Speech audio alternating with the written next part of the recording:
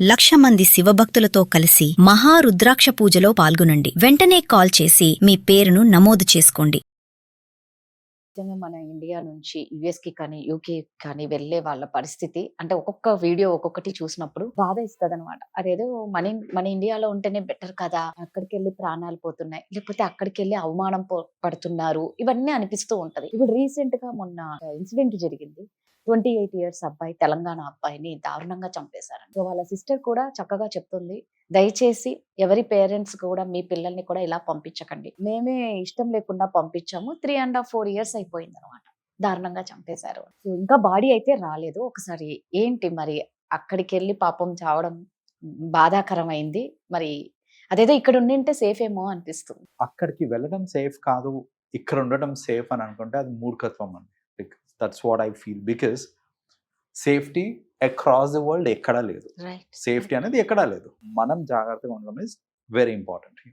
నేను రెగ్యులర్గా చూస్తుంటానండి, కొంచెం ఇప్పుడు పిజ్జా డెలివరీ చేసేటప్పుడు కొంచెం ఐసోలేటెడ్ ప్లేస్లోకి వెళ్ళి డెలివరీ చేశారు. అది కొంచెం ఆయనకి ఎక్కడన్నా ఒక 6th sense కొట్టుంటే దట్ ఇది మరీ ఐసోలేటెడ్ ప్లేస్ కరెక్ట్ కాదేమో ఇవ్వటము అనేసి, అట్లీస్ట్ ఇప్పుడు ఈ ఎక్స్పీరియన్స్ తోటన్నా వేరే వాళ్ళని నేర్చుకుంటారు దిస్ ఇస్ నాట్ కరెక్ట్ అనేసి. సో ఆయనకి తట్టుంటే అట్లీస్ట్ ఆ ప్రాణం బతికేదేమో ఈరోజు మనకి. మేబీ అన్ఫార్చునేట్లీ తట్టలేదు అది. ఇలా తట్టకపోవడం అనేది ఈజ్ ద ప్రాబ్లమ్ అండి. అంటే మన సేఫ్టీ గురించి మనం ఆలోచించకపోవడం ఈజ్ ది మేజర్ ప్రాబ్లం. అది మీరు ఏ కంట్రీ పక్కన పెట్టేసండి, యుఎస్ఆ, యూకేనా, ఇండియానా, ఈవెన్ ఇండియాలో కూడా. ఎందుకంటే ఇండియాలో కూడా నేను రెగ్యులర్గా చూస్తుంటానండి, అర్ధరాత్రి 1:30, 2 o'clock, 2:30 ఆ టైమ్స్లో కూడా ఈ హాస్టల్స్లో ఉండే పిల్లలు, జనరలీ హాస్టల్స్లో ఉండొచ్చు, రూమ్స్లో ఉండొచ్చు, for whatever reasons, or ఇంట్లలోనే ఉండొచ్చు, వి నెవర్ నో.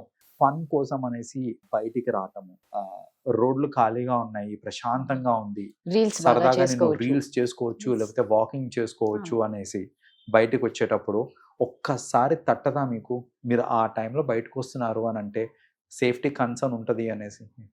ఆ ఒక్క విషయం అంటే సేఫ్ కాదేమో అనే ఒక థాట్ వచ్చింది అనుకోండి, ఇలాంటి ఇన్సిడెంట్స్ ఎన్నో జరుగుతూ ఉంటాయి మనకి రెగ్యులర్గా. అవన్నిటిని అరికట్టచ్చు యాక్చువల్గా చెప్పాలని అంటే.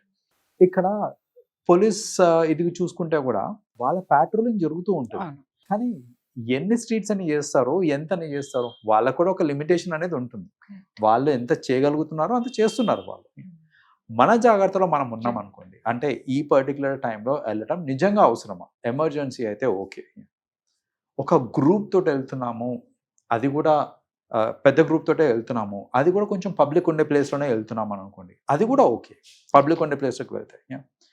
కానీ అర్ధరాత్రుల పూట మీరు గ్రూప్ తోటి వెళ్తున్నా కూడా చుట్టుపక్కల జనాలు ఎవరు ఉండరు కాబట్టి, నిజంగా ఎన్నిసార్లు చూడలేదండి మనము, కార్లు ఆపి, దొంగలు కార్లు ఆపి లోపల ఉన్న మనుషుల్ని కొట్టి వాళ్ళ దగ్గర ఉన్న బంగారము, వాళ్ళ దగ్గర ఉన్న సెల్ ఫోన్స్ లాగేసుకునే లేవా, కారు కూడా లాగేసుకునే కూడా ఉన్న ఇన్సిడెంట్స్. ఇలాంటి ఇన్సిడెంట్స్ ఎన్నో అవుతూ ఉంటాయి.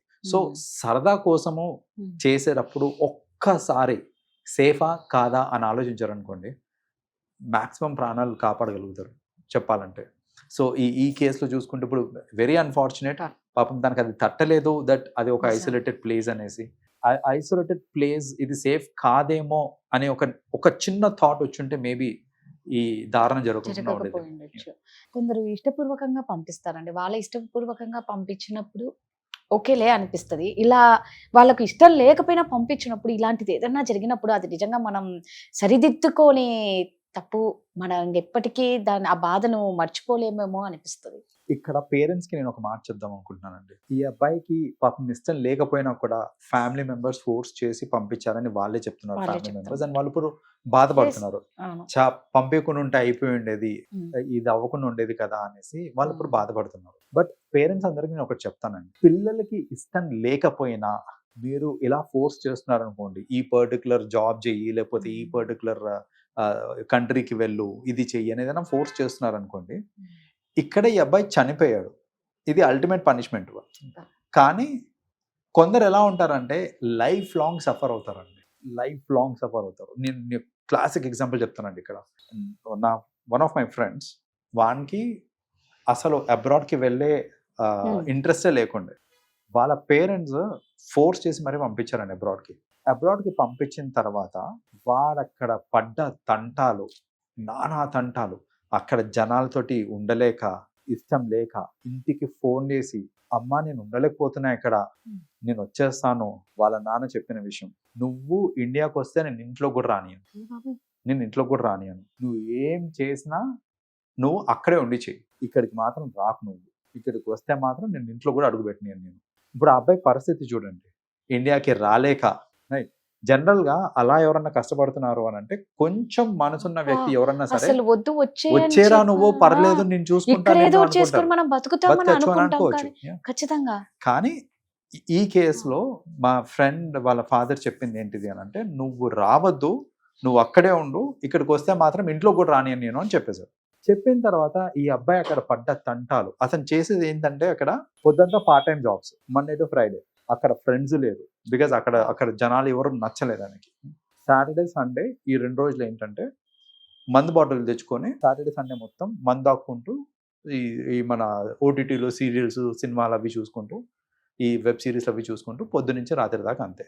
మండే నుంచి ఫ్రైడే వరకు పార్ట్ టైం జాబ్లు, సాటర్డే సండే తినడం తాగడం తప్ప. ఒక్కడే, అది కూడా మళ్ళీ ఒక్కడే రూమ్ లో ఒక్కడే. ఎంత నరకం అండి అది.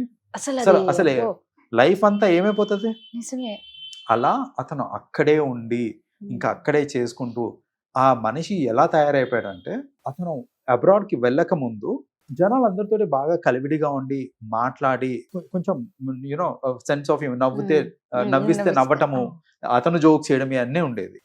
అతను మధ్యలో ఒకసారి విజిట్ కి వచ్చాడు ఇక్కడికి, ఇండియాకి జస్ట్ విజిట్ కోసం వచ్చాడు. అతను పరిస్థితి ఎట్లా అయిపోయిందని అంటే, నిజంగా ఒక మెంటలీ అన్స్టేబుల్ పర్సన్ ఎట్లా ఉంటాడో అలా మెంటలీ అన్స్టేబుల్ అయిపోయి, ఒక మొహంలో నవ్వు లేదు, నవ్విచ్చినా నవ్వకపోవడము, జనాలతోటి కలవకుండా సపరేట్గా ఉండడము.